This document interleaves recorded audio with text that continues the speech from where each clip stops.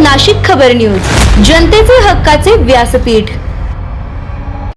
नाशिकमध्ये पुण्यश्लोक अहिल्यादेवी होळकर जलयात्रा 2026च्या पूर्वतयारी बैठकीत जलसंवर्धनासाठी लोकसहभाग अत्यंत महत्त्वाचा असल्याचं जलसंपदा मंत्री राधाकृष्ण विखे पाटील यांनी स्पष्ट केलंय। गोदा ती नर्मदा या संकल्पनेतून जलव्यवस्थापन अधिक प्रभावी, लोकाभिमुख आणि शाश्वत करण्याचा संदेश या जलयात्रेतून दिला जाणार आहे।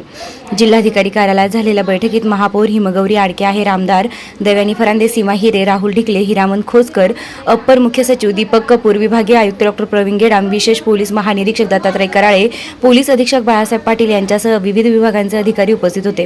25 एप्रिल 2026 रोजी त्र्यंबकेश्वर आणि श्री क्षेत्र चौंडी येथून एकाच वेळी जलयात्रेला प्रारंभ होणार आहे। त्र्यंबकेश्वर येथे मुख्यमंत्री देवेंद्र फडणवीस यांच्या हस्ते तर चौंडी येथे उपमुख्यमंत्री एकनाथ शिंदे यांच्या हस्ते शुभारंभ होईल। या यात्रेचा समारोप 29 एप्रिल रोजी महेश्वर मध्य प्रदेश येथे होणार आहे।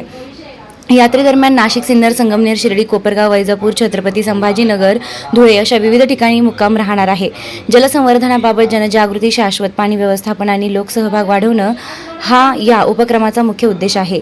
उन्हाची तीव्रता लक्षात घेता आरोग्य विभागानं रुग्णवाहिका, वैद्यकीय पथके, पिण्याचे पाणी, ORS ची व्यवस्था ठेवावी, तसेच पोलीस यंत्रणेनं सुरक्षितता आणि गर्दी नियंत्रणासाठी प्रभावी नियोजन करावे अशा सूचनाही देण्यात आल्या। ही जलयात्रा राज्यातील जलसंवर्धन चळवळीला नवे बळ देईल असा विश्वास व्यक्त करण्यात आला आहे।